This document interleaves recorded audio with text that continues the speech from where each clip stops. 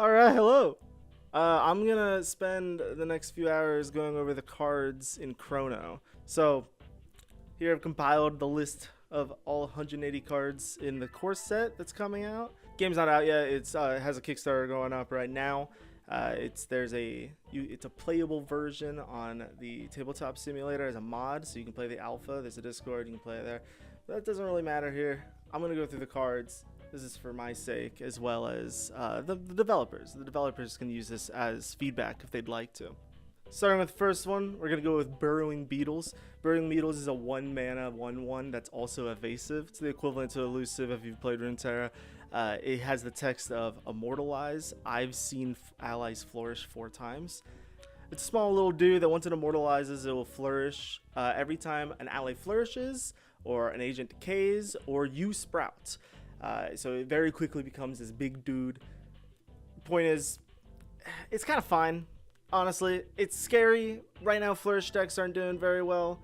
I don't know, I'd probably give it a B. If I'm being honest, it's probably like B tier. There was a time where it was pretty good, but it's really not right now. It probably will be later. It's kind of hard to judge these cards and the game in general because, well, there's only like, 50 players, so there's not really like a meta right now. It's pretty much a bunch of kids playing Magic the Gathering in 5th grade, pretending they know how the Yu-Gi-Oh stats on the cards work. It's a very it's a very messed up system we've got going on.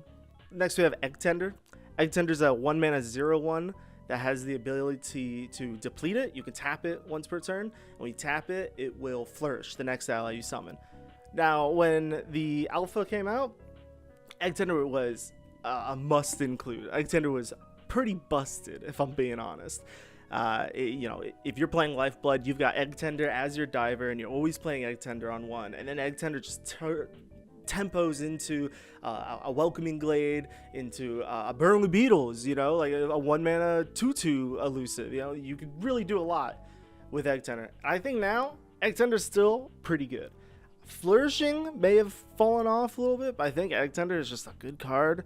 It's kind of like the Zoe or like Teemo of Chrono, where it's a 1 mana unit that, like, if you don't deal with, it's gonna be a problem. So even if you play it and the opponent responds by throwing a ping at it or something, you get value out of her, and usually you just give like your 2-drop 1/1, and that's just pretty much good enough. If I put Burrowing Beetle a B tier, I'd probably give Egg Tender A tier. She may have fallen off a little bit right now, but I think she's still really good. Like, she's fallen off now, but she can show up again later. I think really the thing is with Lifeblood is that right now Lifeblood's kind of taken over by Sprouts in general. Sprouting is really strong, and we're gonna get into that when we get into these next cards. Moving on, we got Fervent Mycologist. Fervent Mycologist is a 1 mana 1/1 with evasive. Just like Burrowing Beetles. The difference is that Fervent Mycologist, instead, when she immortalizes, which she can do by hitting the Nexus or the core, she begins to sprout every time she strikes, whether that be a core, a unit, or whatever, She's integral to Sprout decks. She's pretty good in other decks that like elusive, like you can throw in with Flourishing, Just having a 1 mana 1/1 elusive that then can create chump blockers, through the seedlings or saplings. It's pretty good. I'd also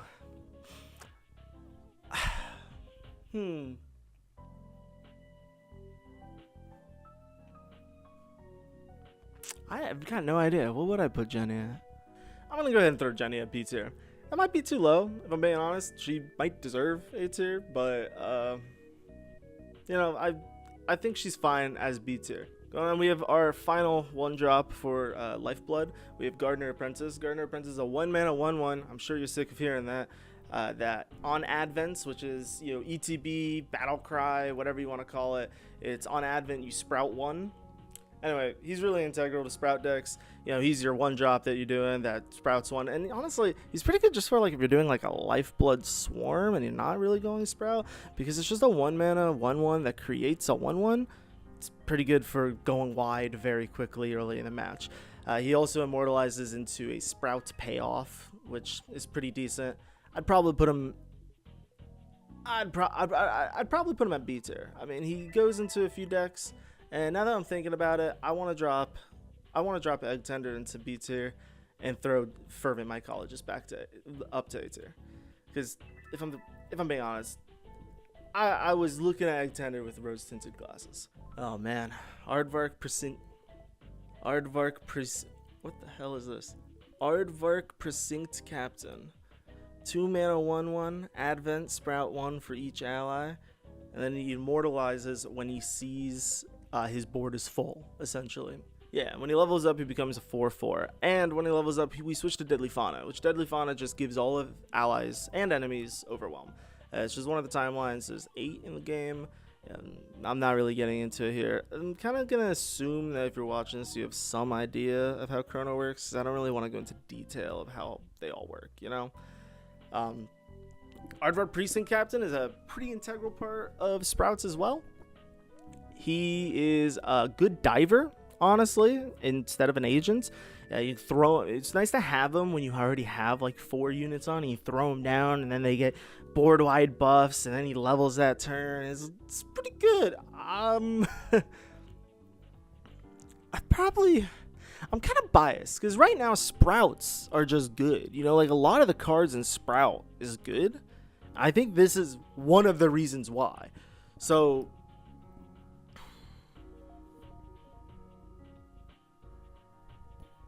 I don't know. A tier? It's probably A tier, right? He's pretty good. Sapling Dryad. Yeah, everyone knows what Sapling Dryad is. This is an S tier. I don't even really have to talk about this card. You can just read the text. Sapling Dryad is necessary in Sprout decks. It's usually a fucking 12/12 when it comes out. It's busted. It's S tier. Territorial Pack's pretty good. It's only pretty good, though, is the problem. You see, Territorial Pack is a 2 mana 1/1 that summons a 2/1 with Confront, which is the game's equivalent to Challenger, and it's pretty good. The problem is, it's a pretty good control tool, because also when the wolf dies, it essentially becomes a better wolf. It becomes a 3/2 with Confront. I think the problem is like you don't really see it often, and that's because of Sprout. I mean, Sprout just kind of took over Lifeblood as their identity, I think. But if you're doing some interesting stuff with like the adaptation card, or just going wide in general, like if you're not doing a Sprout deck, but you're doing a Swarm deck, and you're doing what was the card? What? Let's find it. Yeah, like if you're doing Gardener Apprentice as well as Territorial Prep Pack, you know. Turn 1, 2 wide. Turn 2, 4 wide with confronts. You know, you can do some pretty cool things with Swarm. So I'm gonna go ahead and put Territorial Pack at B tier. I think it definitely has a place in the meta. It's just not the best thing Lifeblood can be doing. But it's really just hard to say because of how good Sprout is right now. You know, it makes it so all of these cards kind of look weaker in comparison. And that's kind of how I feel about Welcoming Glade, which is a 2 mana 0/1, and it flourishes every time an ally is brought into play, which includes Sprouts. And, you know, when we first started playing the game, Welcoming Glade was pretty good. I mean, it was the nuts. Downside is that it's a 2 mana, so it's subject to Cascading Serenity. And that was kind of one of the ways that you can counter it. And there's other cards that come in, like you can mute it. It's very easy to mute, and then it only has 1 health. It's a 0/1. I think there was a time that I'd put Welcoming Glade at A tier, or maybe even S tier, because that combo of Egg Tender into Welcoming Glade into whatever, it was pretty good.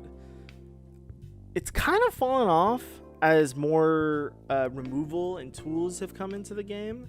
And that's really the biggest problem with Lifeblood. I think Lifeblood was like really powerful. I was even saying like, oh, I hate Lifeblood. I'm very fine with Lifeblood now. I have qualms with other syndicates now. Now that there's more removal, this is kind of like a mid-range Swarm region. And now you can kind of find ways to deal with that kind of stuff. So I'm probably going to put Welcoming Glade at like a low B tier. I kind of want to throw him in C tier. He's just so, compared to like other cards, like if you compare him to, I think it's called the Iron Fist, or no, it's Malum the Fist, Iron Legion or something like that. I mean, that's a 2-drop that on turn 3 becomes a 3/4, potentially a 3/6 6 with keywords, you know, on turn 3. Welcoming Glade on turn 3 might become a 2-3, you know, or if you came down with Egg Tender, he might be a 3-4, which is fine. But you gotta work for it compared to other 2-drops in the game. And it falls to Cascading Serenity, you know, dies to Cascading. It's a pretty big deal, kind of knocks things down. And that's kind of where, like, when we get into the 3-drops, not dying to Cascading Serenity is kind of gonna matter, you know. It's kind of a big check that silence can do for you. It's kind of a cool thing that this game does is that I just feel like in general the 1-drops and the 2 costs can be so powerful. They're usually your snowball, like they're usually the unit that gets big, and so that makes it so like Mutes is so good in this game, or you know, Cascading Serenity, which we'll get to that when I get to it. I say what this is. I think low B tier. Bannock's Refugee is a better territorial pack. The problem with territorial pack is that it comes down as like a 1-1. You know, it's not great.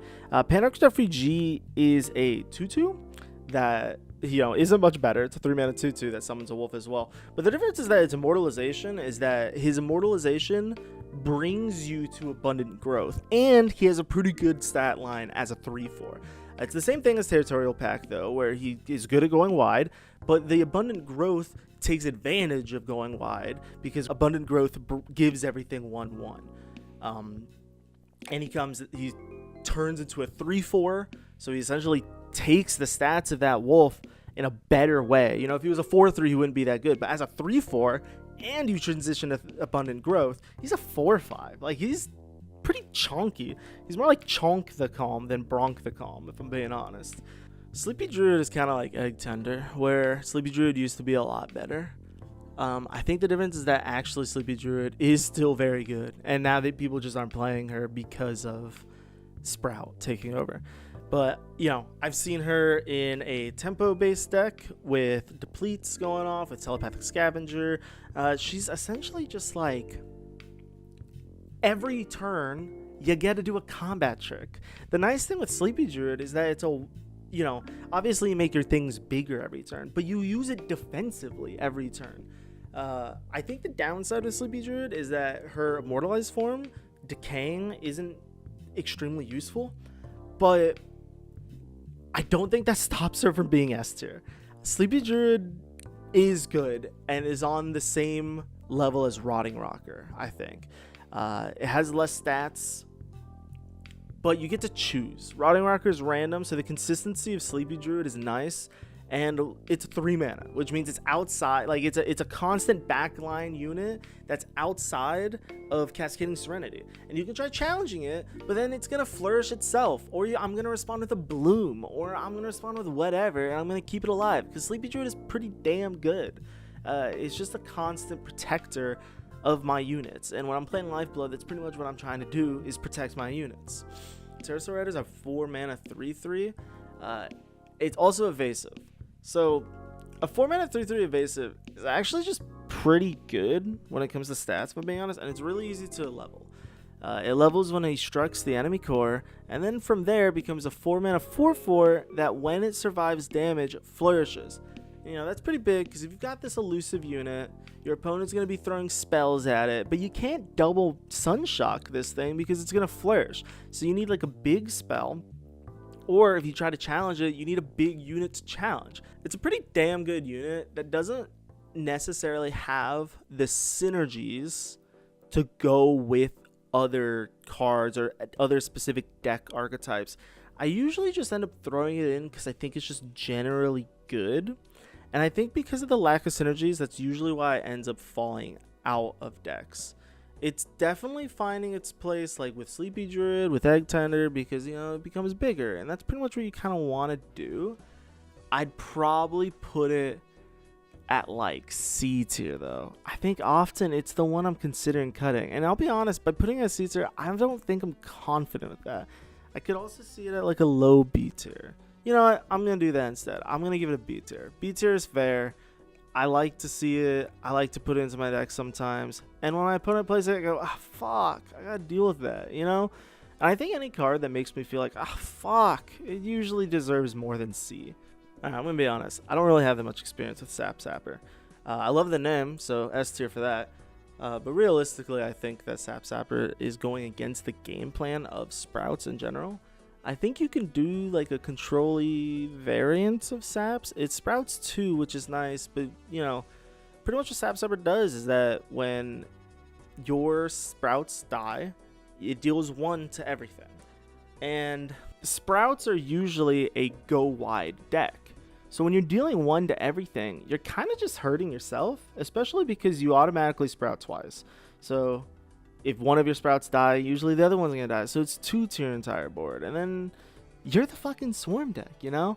There's probably a deck that can utilize this, but I think typically if you're going to go for this AoE kind of thing, you can find it easier in Silence. Silence has the bouncer that decays everything. It's got Paradox Plague. It's got Spread the Sickness, you know? And you can argue that those cards are more expensive except for the bouncer. But Sap Sapper's 4 unit mana, and it's a 2/4, which means it's subject to backhand. So, I don't know. I don't really like Sap Sapper. I haven't actually like used it personally that much. You know, I haven't used it that much, and I could do some more experimenting with it. But it just doesn't seem like the card that makes me want to use it. So I'd give it like I think I'm giving it like a D tier. I'm not into it. I'm just not into the card. I might throw it up to C tier though. Depends how I feel. You know, things change. A 5-mana 5/5, we have Harbinger of Power. On summon, it shifts us to Deadly Fauna, which is pretty good if you're doing a go tall deck. You can kind of just see this as a 5-mana 5/5 Overwhelm that grants all your allies Overwhelm, as long as your opponent doesn't do something to stop it. I think the downside is that your opponent can stop it pretty often.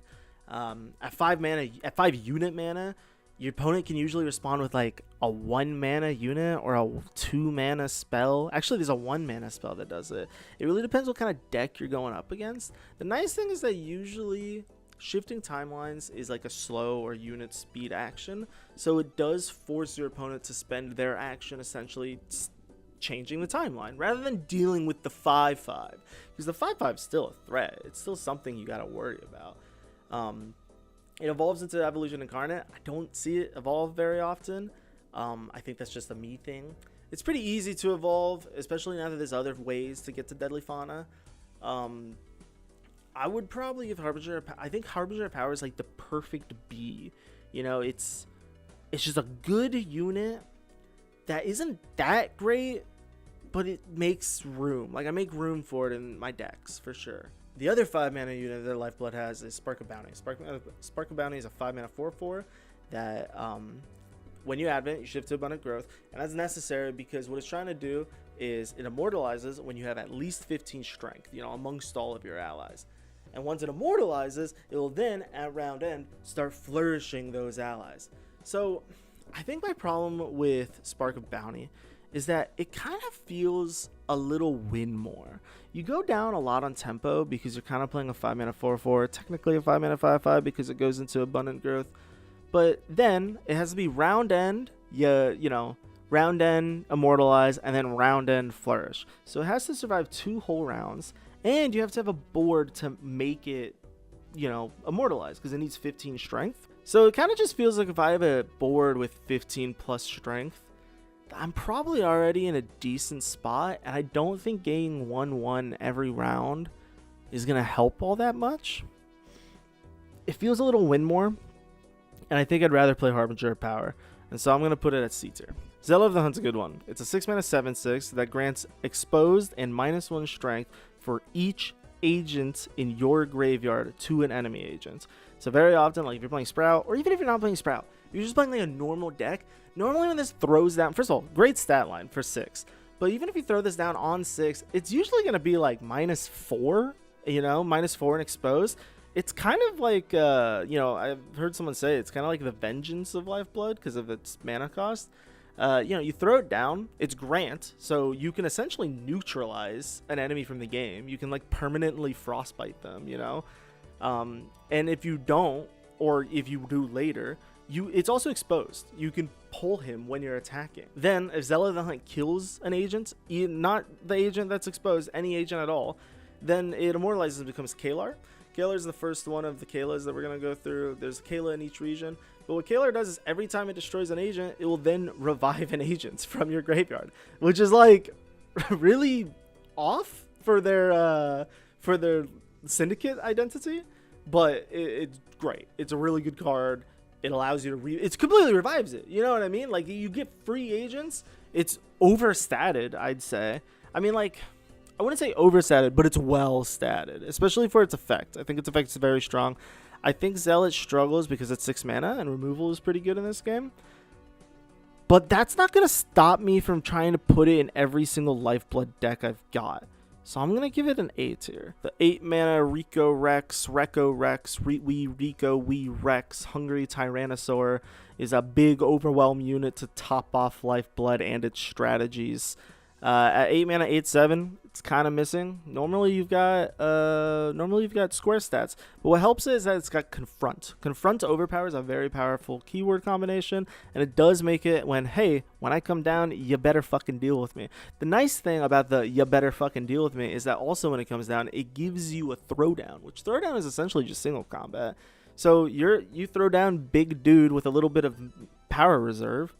I throw down Hush now to kill your Tyrannosaur, and then you're like, fuck, my Tyrannosaur's gonna die. Well, I guess I'm gonna play Throwdown on him, and I'm gonna take out one of your things with me. It's a 10 mana play compared to a 6 mana play, but it does mean that Tyrannosaur gets to like do something, and you don't always throw it onto Tyrannosaur. Like, if I have a Zealot on board already, then I might use the Throwdown onto my Zealot, so that way I can then revive my Tyrannosaur immediately. I think it struggles to see play right now because it doesn't have a great deck for it. But if there's a Lifeblood aggro deck or Lifeblood Swarm, I think it's a big 8-drop that you can play as a diver for your top end. And I do think it's good. It's 8 cost, and that can be kind of hard. I think I'm going to put it in A tier. I think it's a skill issue. I'm going to put it in A tier. Alright, we're getting into the actions of Lifeblood. So first we have Paradox Stimulator, which is a 1 mana slow speed spell. This card is bullshit. I'm going to say right now, this is an S tier card. It's Sprout 1, Paradox, Sprout 3 instead.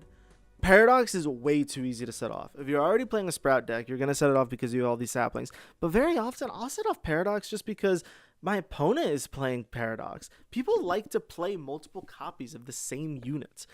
Paradox is an extremely easy condition for cards in general, and I think Paradox Stimulator needs to be Paradox do 2 instead.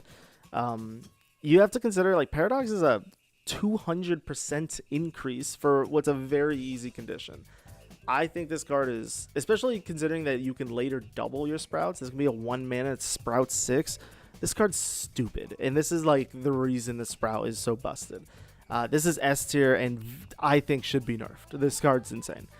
2 mana with Bloom. Bloom is awesome. Bloom is probably also S tier. It goes in like every Lifeblood deck because it's such a good defensive tool.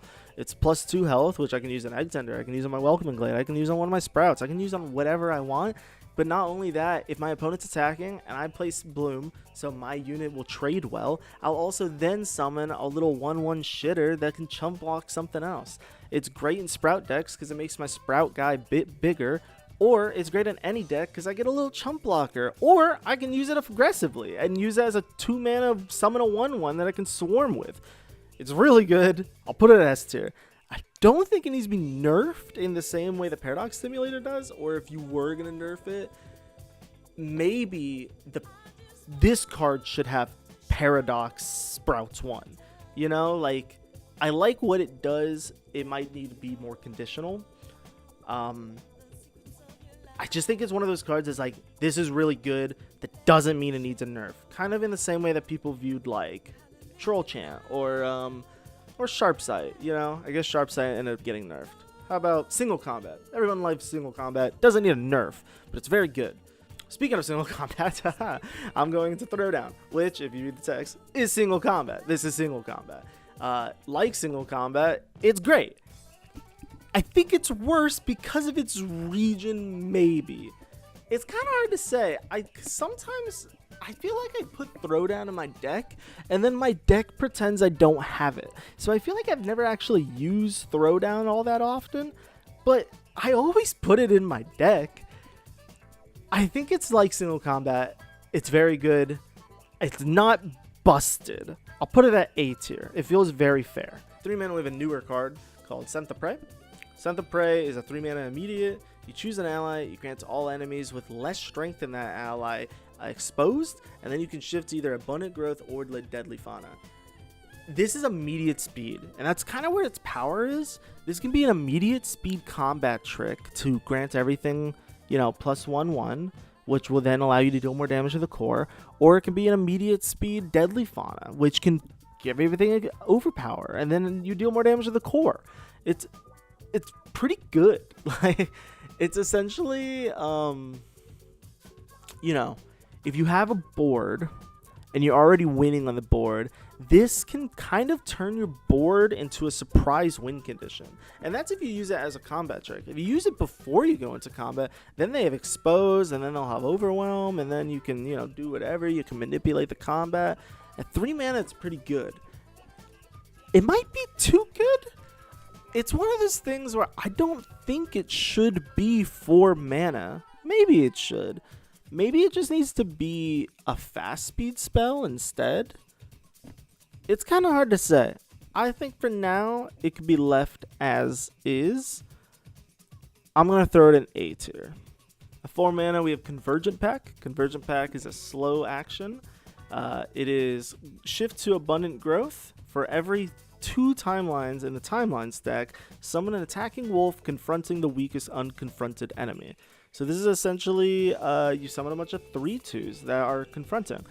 This could be pretty good, especially with a card that we're going to talk about next. Not next, but coming up. The nice thing is that if you play this and your opponent is also doing timelines, usually your timeline stack can get pretty big. And if you actually summon like 5 wolves and your opponent has 3 blockers, you still summon 5 wolves, which means 2 of those wolves are just going straight to face. It can be a really good way to clear out blockers before you go into your actual swing. It's almost like a pseudo rally. You don't rally, but you can play it before you attack and attack with a usually weaker board than yours. Get rid of your chump blockers or whatever, and then you can go in for your actual attack. It's one of those things where, like, this card isn't in Sprout, so I want to put it lower, but I don't think that's because it's bad. I think it's just because Sprout has taken over Lifeblood. So I want to throw this on, like, B tier, and I think that's respectable. Like, it's still a playable card. It's just, like, not the most insane card, but it can be. Anyone that's played against this knows that it can fucking ruin you, dude. So, you know, it has its place, it has its niche. I think it's B tier. Strength of the Grove is the one I always get confused with Convergent Pack because it has, like, similar art. It's pretty much just flipped. I think it's the better one. I think it's the older and bigger brother of the two. Convergent Pack, or not Convergent Pack, Strength of the Grove. Strength of the Grove sprouts 1 and then gives an ally this round 1/1 for each other ally in play. And this is at immediate speed. So Lifeblood can swarm pretty damn easily. So usually this card's going to give you 4/4, 5/5 easily. 5/5 is its max. You can't do 6/6 because it's each other ally. However, 4 mana 4/4 is a combat trick. You know, currently in this game, you don't have a lot of big damage dealers. You know, like in other games, you'll have like a 5 mana deal 6 or like a 7 mana deal 7 or whatever, you know, or deal damage equal to the amount of mana that you spent. In this game, you pretty much have 2 damage, and I think 1 card that does 3 damage and 1 card that deals 4 damage. Everything above that is going to be straight up kill this card. And I think that's only like 3 cards. So that means that like big 4/4 stat buffs are usually like, hey, I survive. You know? I think it's weaker than Bloom, but that's only because of its mana cost. But I've also been blown out by this card. While I said it's better than Convergent Pack, I think I'm going to give it B tier as well. But like a higher B tier. It's better than Convergent Pack. I'll put it right next to each other. I think they're pretty close. I think Focused Adaptation's cute. And it's not just because of the card art. It's got a really cute effect where, you know, it supports you for playing all these tokens. It's, you know, 4 mana. It's a lot of text. But essentially, you get keywords. You get more keywords based off of how many token units you have. Token units are saplings, wolves, and pocket scouts. You're usually going to have the saplings and wolves, though. I think what's nice about this card is that off rip, the first keyword you get if you only have one token is Siphon. And giving an ally Siphon is pretty good, especially because it's Grant. It gets better because when you get to 3, you get Overpower. Overpower and Confront, to be exact. So you have an Overpower, Confront, Siphoning dude. For 4 mana, it's pretty fair. I think the thing is with Lifeblood is that Lifeblood can sometimes be a little all-in on one unit, and that's why I think Sprout is good, because Sprout avoids that all-in effect. I think overall the Focus Adaptation is like a C tier card, but I almost want to give it a B. I don't think it's bad. I just think that it could be a little gimmicky. You know, it's a lot of a deck building cost, and I haven't found a place for this card when I'm not trying very hard to put it in the deck. You know, it's not a natural slot. This is Unstoppable Growth. Unstoppable Growth is at slow speed. An agent destroys its allies and gains their strength and durability. I think this card sucks. What's cool about this card is that it does count for like destroying. Like before we talked about Kayla, right? So, or Kalar, or Zealot of the Hunt. You can use this card on Zealot of the Hunt, and then she destroyed 2 agents. Therefore, she'll immortalize. It's pretty cool. I think the problem with this card is that I'm usually giving up 2 agents. You know, I kill 2 of my agents, and I'm putting them on 1, and then my opponent kills it. You know, if they play Hush now, they play Throw into the Sun. If they play Cascading Serenity, you know, if it's a 2-mana dude. I think it's too all in, you know? It kind of falls under Spark of the Bounty, where I think it's win more, but in a much worse scenario. Spark of the Bounty at least is a unit on board that the opponent has to respond to, and if they don't, it can become a problem. Unstoppable Growth is, I feel like I'm usually taking out 2 of my units for the enemy, and then their Hush now is a 3-for-1, which feels awful. I think you could change this card to be like kill an ally, grant me double its stats, and then maybe that'd be good. It might be too good. So, I don't know. All I know is that for now, this is a D tier. This is a bad card. At 6 mana, we have another Sprout card. We're going to have a lot of Sprout cards here. Uninhibited Expansion. I think this card is good. It can be kind of hard to play at 6 mana, but it's not that hard to play. And it's really good with the Dryad, when the Dryad is leveled, of course. But I don't know. Compare it to Paradox Stimulator, man. You can spend 1 mana to Sprout 3, or you can spend 6 mana to Sprout 6. Or if Dryad's on board, I can spend 1 mana to Sprout 6. You know what I mean? I don't want to spend 6 mana to Sprout 6. I'd rather spend 1 mana to Sprout 3. I think this card isn't the worst, and I don't want it buffed. This is like one of the Sprout cards that feels fair, but because it's fair, it's bad. I'm going to give it like C tier. Rumpus. Rumpus is cool.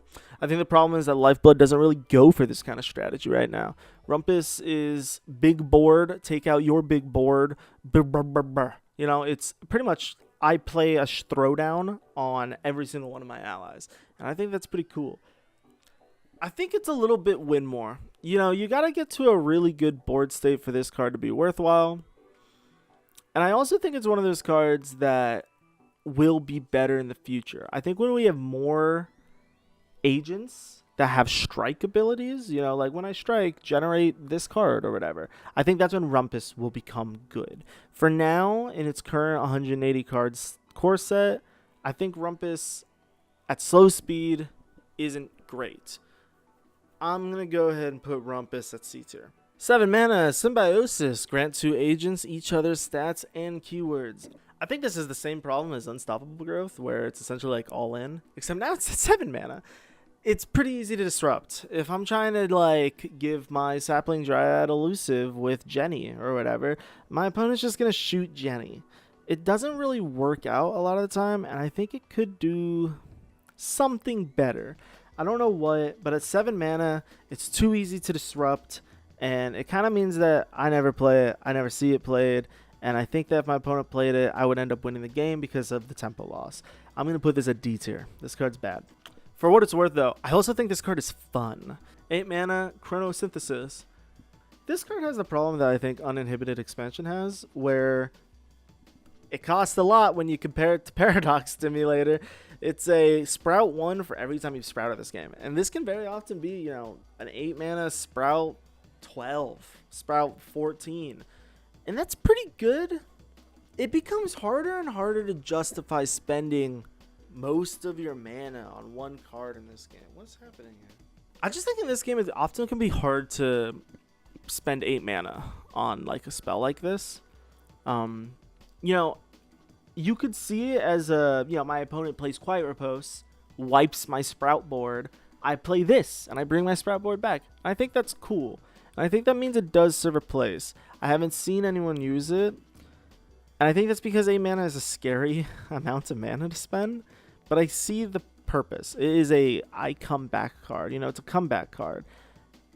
The problem with comeback cards is that they can often just do nothing in your hand if you never like have like a complete wipe. And then if you play it proactively, you know, if you try to play it beforehand to gain tempo, and then you get wiped, and then you fucking lose. I'm going to say Chronosynthesis is a C tier card. Alright, we're going to get into Sungrace now. Starting with Brilliant Martyr. So the thing with Sungrace is that you pretty much always want to be in Star Siphon. Star Siphon is an awesome region, and in Sungrace you're really utilizing it. So Brilliant Martyr being one of the 3 cards and the cheapest card to be able to get you into Star Siphon kind of just makes it an auto-include in most Sungrace decks. Not all of them. But I think it's very safe to say the Star Siphon is at least A tier, and it would be S tier if there wasn't a card that somehow does it better. So I'm going to put Brilliant Martyr at A tier, and I love it. I love Brilliant Martyr. Going to Peaceful Synthesizer. Peaceful Synthesizer has a place, especially with these overflow cards that have come out. It can be hard to spend 1 mana on a 0/1. I know it's technically free, but it just kind of feels bad to do nothing. I think this is one of those cards that there will be someone that makes a deck with it, you know? If we had a client and people were making thousands of decks every day, there would be a meta deck with Peaceful Synthesizer. But right now, when most of the decks are made off of fun factor, Peaceful Synthesizer just isn't fun. So I'm going to throw it at C tier. I think C tier is good. Canine Adjutant, good boy. Turns into Specialist Boof. I think the downside with Canine Adjutant is better cards have come out now. It's a 2-mana 2/1 evasive that erases the enemy graveyard, which is good. If your opponent relies on the graveyard, you can essentially shut down that plan. One of the cards that used to be good but is not anymore is Fractured Phantasm or something like that. I'll put it on screen. It's right here. I think the problem now is that there's better things that Sungrace can be doing. Now, I might throw this into my Sungrace aggro deck I'm working on. However, its immortalization is kind of worthless. I feel like it's very hard to play Specialist Boof. What he does when he immortalizes is that, first of all, you have to strike the enemy core twice, which means you're probably not immortalizing until like turn 4. Then, when he is immortalized, when he strikes the enemy graveyard while it's empty, he strikes the weakest enemy. The weakest enemy. Also, when it's empty, if my opponent tries to kill Boof with a Sunshock and then I play a buff to keep it alive, there's a Sunshock in that graveyard now that I'm erasing. If you're playing against a deck that doesn't care that their graveyard is empty, Specialist Boof kind of sucks. I mean, it's a 3/2 evasive, but I want to strike enemies, you know? I guess you could see it as a bonus, but it's disappointing. I want to give Canine Adjutant and Specialist Boof C tier. Kinetic Absorber is S tier. Any questions? Here's an answer. Every time you make a Sungrace deck, you put 3 copies of this. Every Sungrace deck. Control, aggro, tempo, combo, whatever the fuck you want to call it. This is a 3 of. It's broken. I don't need to even explain this card. I don't think it needs to be nerfed, is the weird thing. It just is the best Sungrace card. It's a 3 of in everything. It is versatile. It's useful. You're playing it. It's S tier. Limit Breaker's cool. Limit Breaker is one of those cards that would be S tier if it wasn't for Cascading Serenity or Mute. There are ways around it. And you know what? I say it wouldn't be S tier. I think it still is. very often your opponent doesn't really have a way to deal with it.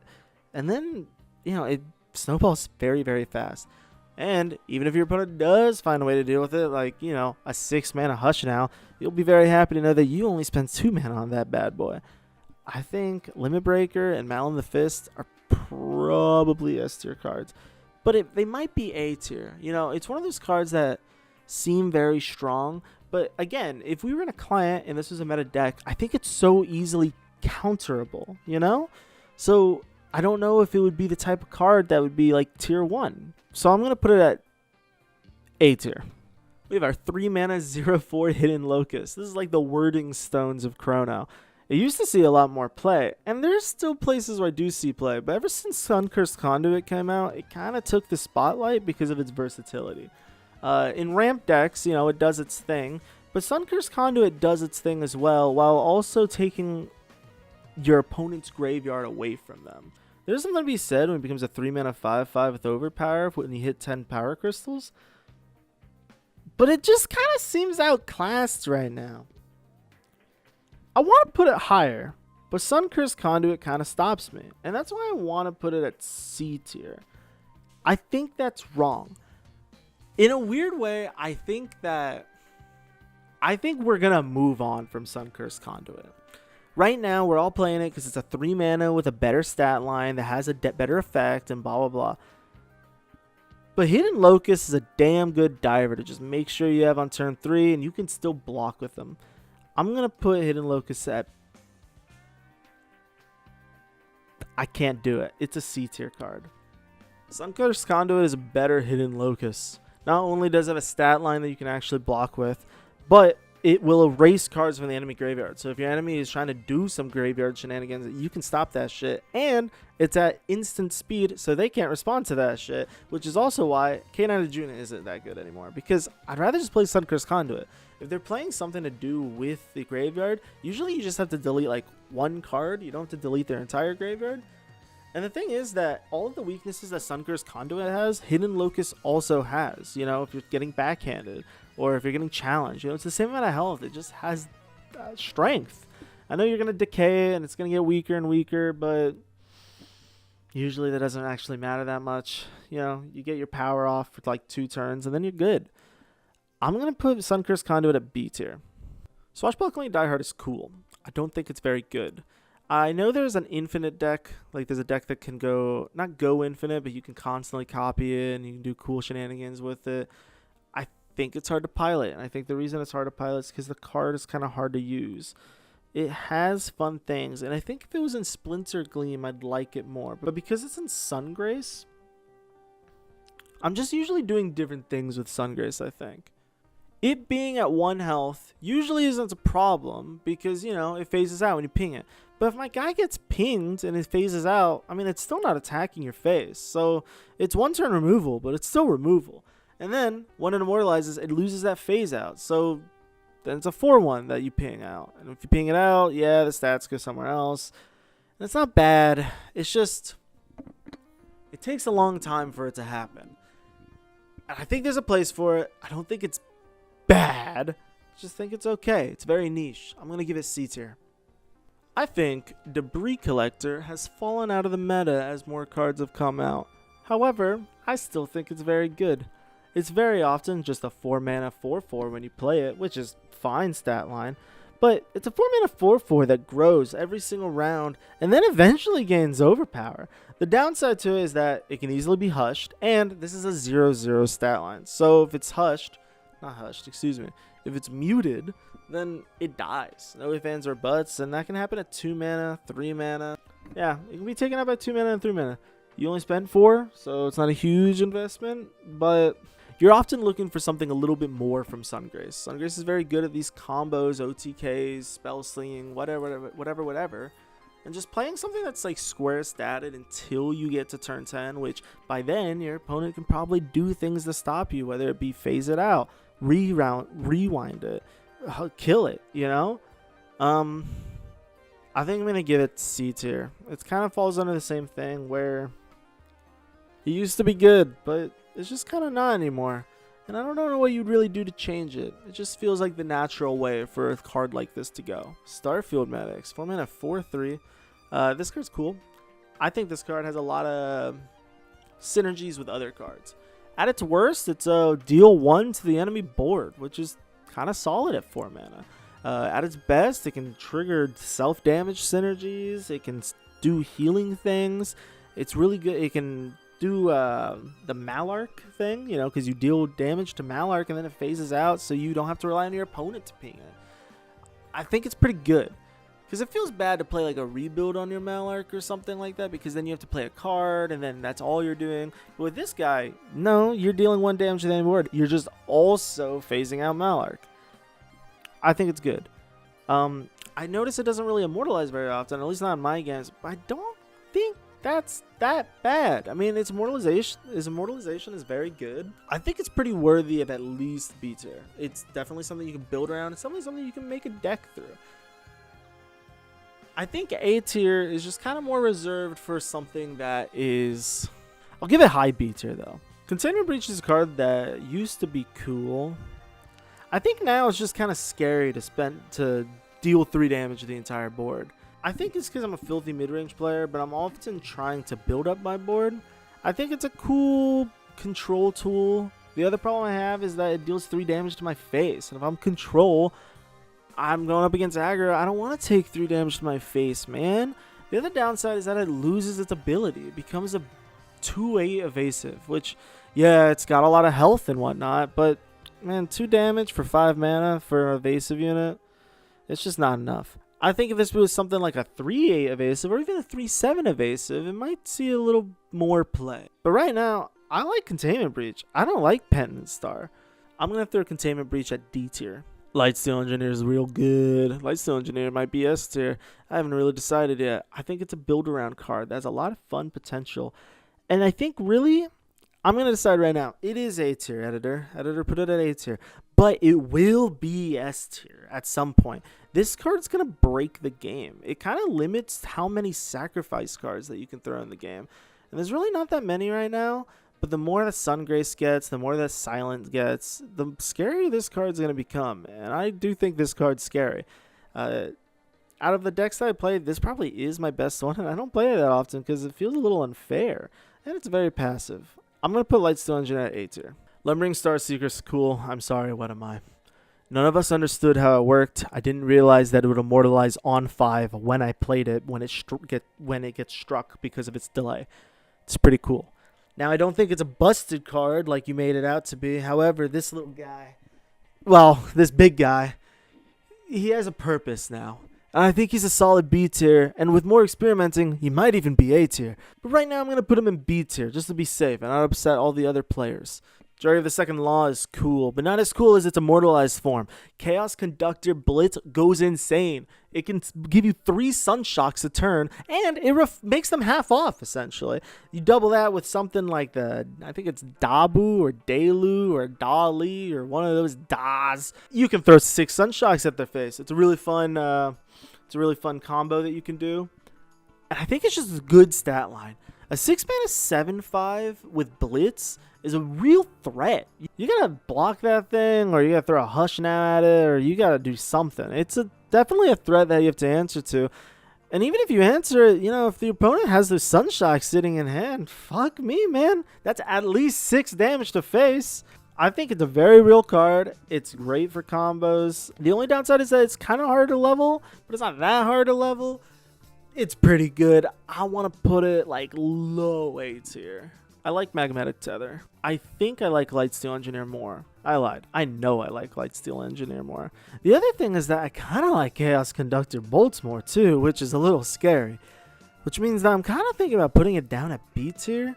Is that so bad? I mean, it's a build-around card. It's a little difficult to level. You have to play multiple spells. The Siphon is cool. But it's not 6 damage to the face with Conductor Bolts or 5 damage at instant speed with Lightsteel Engineer. I think there's a place for it, for sure. It requires more resources than the other 2 cards, I think. I'm going to put it at B tier. Gunnery Captain is probably better than I give it credit for. But the problem is that when it erases all the 2-mana units, it erases my 2-mana units. And not only that, it comes out on turn 7. I think the point is that you're meant to ramp with this card, so while the opponent's Limit Breaker or Welcoming Glade or Dabu or whatever is getting huge, when this comes down on turn 5 instead of 7, it can wipe them out, and then, you know, you start doing your thing. I just never really see it used that way, you know? I think the problem is its stats. 5-6 for 7. I think it could be a 6-7 for 7. Maybe a 6-6 for 7. It's a little small. Especially when you're looking at cards like Chaos Conductor Bolt, which is a 7-5, you know? Even if you made it a 6-5. Don't make it a 6-5. Make it a 6-6. I'm going to give this a low C tier. I used to think Planet Seeder's cool, because I thought that killing the Dynasty reduced the cost of all cards by 2. But it's only created cards? And like, I don't know. I'm playing this on 7. I gotta wait till next turn, and then I spend another 7 mana, and then it's all happening. And I honestly think that my problem with this card is that I don't fucking understand the text. It's one of those things that a client would help me a lot, but every time I read this paragraph of words, I just go, doesn't this suck? But it can't suck, right? I mean, it's evasive, you can repeatedly play it, and I know the new ones cost less because they're created cards, right? But it kind of seems like it sucks. I think it's a skill issue. It's one of those skill issues that I don't really want to fix, and I'm going to wait till the client comes out to correct me. For now, though, I'm going to call it D tier and move on. Lightsteel Colossus goes in ramp decks, obviously. I think outside of ramp decks, it's not that good. It's a big unit that is meant to be used defensively, which isn't that great. I mean, normally when you play a big unit, you want to close the game, you know? You want to play to win, not play to not lose, if you ever heard that expression before. So I think that Gentle Frank and Lightsteel Colossus is probably going down to like D tier, maybe C tier, but I did say that Kiln the Dynasty is D tier, and I think if I throw Lightsteel Colossus above Kiln, that's not really that fair. So I'm going to throw Lightsteel Colossus in D tier. Devour Spawn's cool. Devour Spawn's so cool. It's funny because I kind of stopped seeing people play it, but I don't think it's because the card got worse or anything. It's just like, it's so cool. You can do shenanigans with this. You can cheat this out in like turn fucking 4. I think this is the definition of a big 10 drop that's gonna be seen for the rest of time, right? I think this is the She Who Wanders of this game. You're gonna see this 3 years from now, from some bullshit Army of the Sun deck, or some bullshit ramp deck, or some bullshit discard and revive deck. People aren't really playing anymore because it's old news. We have so many cards we have to check out. But I think Devour Spawn is exactly what you want from a 10 drop. It's fucking cool. It's pretty damn good. And the only danger is that, you know, it gets hush nowed. But you kind of negate that if it comes out with 7 damn stacks. If it comes out with 7 stacks in the timeline, then it's a pretty much damn immortal. So I'm going to throw this as like straight up probably A tier. I might even throw it at S tier just for its design. I love this card. But I am going to do A tier because I'm not really talking about design. 2 mana, deal 2 to anything. Mystic Shot. Whoops. Sunshock is what I meant to say. Good card. You play it. You definitely play it in Sungrace. Good card. A tier. Soothing Glow. It's one of those cards that, like, I don't think it should be 2 mana. It'd be kind of broken at 2 mana.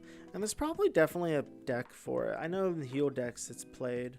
But, I don't know. I like to do other things. My heart says C tier, but my mind says that I'm a bad player. I don't care. C tier. Chaos Control sick. I almost want to put Chaos Control as S tier, and the reason why is because every time I have Chaos Control in my hand, I'm fighting the urge to play Chaos Control and saving it for like the better moments. And I think that's a good sign of like an S tier card. Obviously, it's based off of a Troll Chant, and Troll Chant was an S tier card. But this is 3 mana. It's not 2 mana, but it also does bigger things. And I just think overall, it's really good if I'm playing like a mid-range deck or something. Yeah, honestly, fuck it. This is S tier, I think. Paradox Capacitor is cool. I don't play it as much anymore because I just don't really play ramp decks. But I think this is what you want for like a ramp deck, right? You know, at 4 mana, getting 1 power crystal is okay. It's kind of on par with no, it is on par with Legends of Runeterra, right? That's what it is. It was 4 mana, get a power crystal or mana gem. Oh, look at that! I'm already chrono pilled. But sometimes your opponent's gonna play Sprout or something, and you get 2 power crystals. I'll tell you what, 4 mana for 2 power crystals puts you way ahead of the game. It's really nice. I haven't played it in a while because I haven't played ramp in a while, but honestly, just talking about this card right now makes me want to go build a ramp deck right now because it's so good. I'll probably put this card at like S tier. I think if you're doing any ramping at all, this is the card you're playing. Geothermal Mining is not as good as Paradox Capacitor. However, it does have nice synergy with Lightsteel Engineer. And ironically, I'm usually just playing it for that and not its power crystal. I think also if you're playing against a slower control deck, having this to draw 2, it's kind of rough if I'm playing against aggro or something. I also sacrifice 4. You know, I'm dealing 4 damage is a lot. As a ramp card, I think it's like D tier, real shit. But as like a Lightsteel Engineer card, B tier. I'll give it B tier. So overall, B tier. Radiant Channeling is a worse Radiant release, which we'll talk about Radiant release next. But for now, Radiant Channeling, I just don't like that it's slow speed. I wish it dealt more damage, which Radiant release does. I think Radiant Channeling is necessary for decks that it's used in. So it definitely has a place. It has a place to be, but it's not my favorite. I think I'm going to throw it in C tier because it definitely has a place. It's an okay card. Radiant Release is so much better than Radiant Channeling. Radiant Release, when it pops off, boy, does it pop off. Boy, I love dealing 4 damage for 1 mana. You know what I mean? This card's sick. This card is probably, like, if you're playing a deck that builds around it, this card shuts down. We were talking before how there's not really any big cards that deal damage. I forgot about this card, if I'm being honest. I don't know if it deserves A tier now that I'm talking about it, because there are a lot better cards. But, like, are they better? The combos that you can do with this card, the fact that you can play it and gain mana. No, man, this card's A tier, easily. Entropy's End is rough, because Entropy's End, I think, is bad at 7 mana. But you can't buff it because there's a combo where you can summon a dude. You can summon Time Devourer on turn 4 with it. So if you buff it, now you can summon Time Devourer on turn 3 with it. And it has to stay at 7 mana because of the discard mechanic. And I think that's more of a talk and a problem with the discard mechanic. I don't think that should be the case. But if that's the way it is, then Entropy's End kind of just has to stay the way it is. Maybe it would be cool if it had like another line of text that did something else. You know, maybe if it was like, revive an agent, it can't die this round, you know, and you made it cost 10 instead of 7. That'd be kind of cool. But for now, I think it's just like, honestly, I think it's bad. The only place you see it is when you're doing some cheese shit. So I'm going to throw it on D tier. Throw Into the Sun is Fallen Comet. It's just erase an enemy. Erase any card, actually, from play. Which, it's from play, so you can't use it on graveyard stuff. But at 6 mana, it's good removal. It's slow speed, which is a bummer. Makes it a little bit worse than Hush now, arguably. You know, Erase can be good. I think this is just solid removal. I think if you're playing Sungrace, you're throwing at least 2 copies in there. At least if you're playing some kind of control deck. Yeah, even like a mid-range deck, you might throw like 2 copies in there. So I'll probably throw this on B tier. Unlocked Potential has my number, bro. Unlocked Potential, man, believe me, I want to put it at D tier. I never use it. I know that for a fact, but fuck! Does my opponent just throw an Unlocked Potential on like some elusive unit or whatever? Motherfucker, it gets me every time. So I can't call it D tier at all. If I'm being honest, I'm going to have to call it B tier. And while it's D tier when I'm playing it, it's probably a B tier card. Army of the Sun. It's similar to Time Devourer, where I'm not playing ramp decks, so I'm not playing Army of the Sun. It's also a card that will get better over time. And it might even be good now. The only thing that you're really at risk is a deny, right? But people don't I don't really run into Deny that much, and I say that now, but I'll probably end up running into Deny when I play a tournament or something, and I'll get real upset about it. I think I'm going to throw Army of the Sun into B tier. Hey, Editor Asher. I just want to give you the opportunity to look over the entire tier list as a whole so far. I suppose not as a whole, considering that we have 2 more parts to come out with 2 syndicates each, so a total of 4 syndicates coming. It's about a week after recording, and I already have some new opinions, and I want to move some cards around, which is normal considering the game is in so much flux right now as we all play the game and learn the cards and all their mechanics together. As always, this is just my opinion, and it is subject to change. As I said, it's already changing, and I wanted to thank you for joining me in this part, and I can only hope that the next one will be even better.